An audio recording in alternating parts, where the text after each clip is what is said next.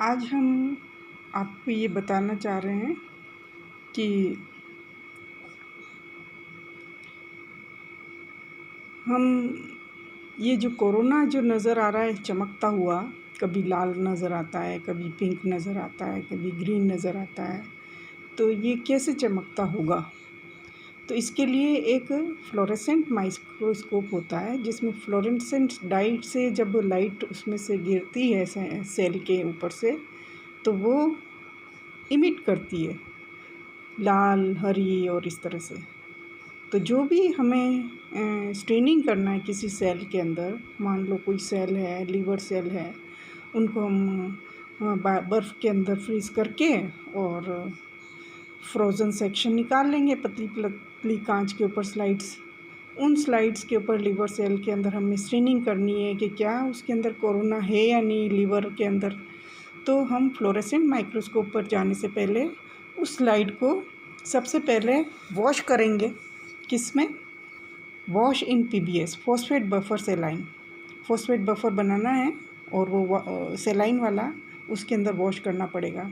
उसके बाद उसमें anti-5-HT 5 हाइड्रोक्सी ट्रिप्टोफैन या 0.05% जो है anti-5-HT ये एंटीबॉडी है, शिप सीरम में बना हुआ है। ये 12 आवर के लिए रूम टेम्परेचर के ऊपर एक टिफ़िन जैसा ले लेंगे जिसमें फ़िल्टर पेपर भीगा हुआ, ताकि फ्रिज के अंदर फ्रिज का जो 4 डिग्री सेंटीग्रेड है उसके अंदर इस टिफ़िन को रखेंगे। लेकिन जो स्लाइडें हमारी हैं उसमें 0.05% anti-5-HT जो है भिगो के सब स्लाइडों को उनके ऊपर कवर स्लिप रख देंगे ताकि रिएक्शन हो, और उस टिफ़िन को फ्रिज के 4 डिग्री सेंटीग्रेड पर, फ्रीज़र में नहीं फ्रिज में ही रखेंगे। 12 घंटे के बाद में हम सेकेंडरी एंटीबॉडी डालेंगे FITC, जिसका नाम है fluorescent isothiocyanate in ship serum बनी हुई है। उस सेकेंड एंटीबॉडीज़ का रिएक्शन कराएंगे तो वो जो सेल हैं वो इमिट करते हैं फ्लोरेसेंट। और जब फ्लोरेसेंट माइक्रोस्कोप पे स्लाइड जाएगी तो हम फ़ोटो लेंगे तो हमें ये जैसे कोरोना चमकता हुआ नज़र आता है उस तरह के हमारे जहाँ पर 5HT है वो anti-5HT से रिएक्शन करके और वो रिएक्शन देंगे फ्लोरेसेंट। तो क्या करना है हमें? फ्लोरेसेंट माइक्रोस्कोप पे पहुँचने से पहले फ्रोज़न सेक्शन चाहिए।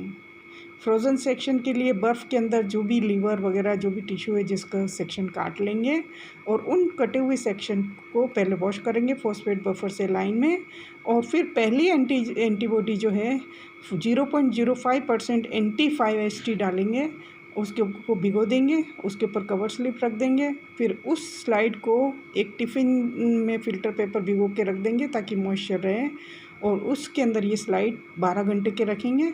और इस टिफ़िन को फ्रिज के 4 डिग्री सेंटीग्रेड में फ्रीज़ के अंदर रखेंगे, फ्रीज़र में नहीं रखेंगे, फ्रीज़ के अंदर रखेंगे ताकि 12 घंटे तक ये पहली एंटीबॉडी जो है रिएक्शन कर जाए 5HT से। फिर 12 घंटे बाद में सेकेंडरी एंटीबॉडी जो है FITC है वो लेबल्ड होगी fluorescent isothiocyanate in ship serum के अंदर बनी हुई है, उससे रिएक्शन कर जाएगी और फिर उसको माइक्रोस्कोप में देखेंगे तो हमें चमकते हुए सेक्शन नज़र आएंगे। इसके लिए टाइटन X भी चाहिए।